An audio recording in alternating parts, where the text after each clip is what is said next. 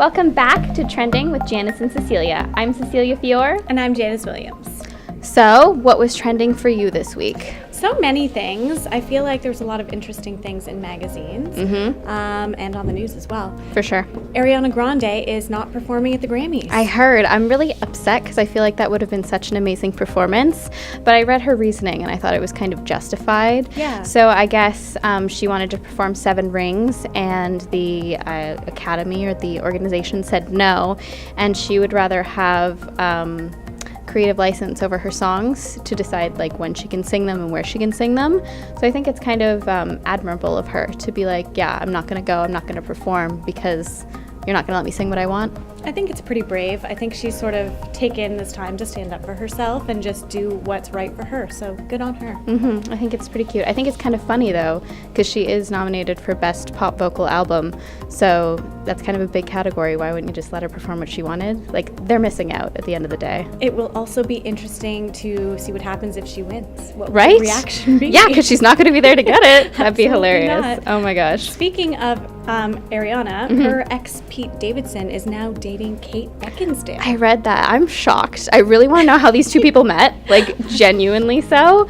But I also read that she's like super excited for them, like Ariana is. She said it's so cute. Yeah. Which I'm excited for her. She's pretty adorable and pretty modern. I feel like a lot of women could not handle that. Well, I'm about more breakup music from her, so keep it coming. Let's go.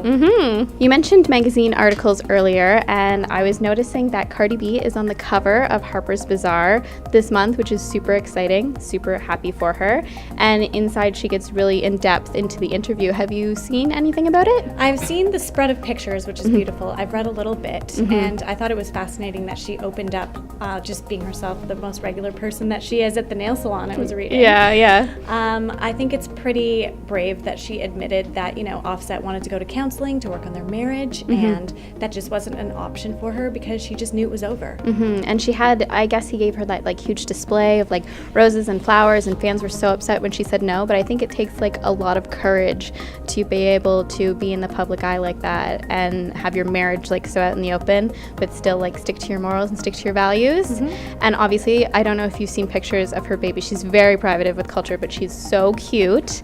And it was really exciting in the article to read that, well, not exciting, but enlightening to read that she got a bit of postpartum depression after having her.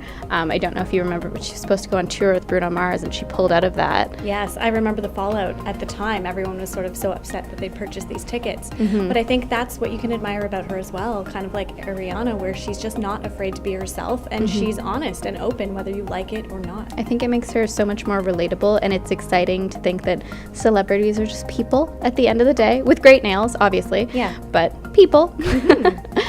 So every Monday night, I am one of those people that watches The Bachelor or The Bachelorette. I have since 2002. Oh my God. Every season. I have never watched one, which is hilarious because I love reality TV, so clearly I'm missing out. Yeah, you should get on the next one with me. But this time it's Colton Underwood. Okay. He used to be a football player and he's a virgin. Oh my God. So what's fascinating is that all of these girls are just like throwing themselves at him, basically just being like, I'll take it. And it's so fascinating because I feel like if it was reversed and it was a bachelorette with 25 guys, if they were doing that, they would just sort of be painted in such a terrible light. Yeah, a different way. Yeah. I think it's kind of interesting because I feel like when you have somebody like that who's willing to be open about it, really makes them kind of more exciting to watch. And I feel like I should have got on board with this one because it'll be an interesting journey to see who he picks in the end and how all of the dates go. Like, does he kiss on dates? He kisses like a madman. But what's coming up soon is the overnights. So it will be fascinating to see,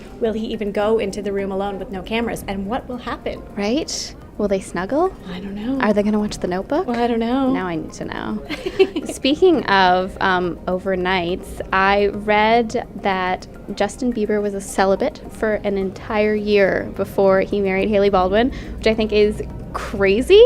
But I mean, I guess he's been on this kind of spiritual religious journey for a while, so that kind of is on brand for him. But to open up about it, they just did a cover, him and Hailey, of Vogue, and obviously an interview together about their marriage. And I think that's just so interesting because he was so in the public eye, and then it kind of feels like he sort of dropped off.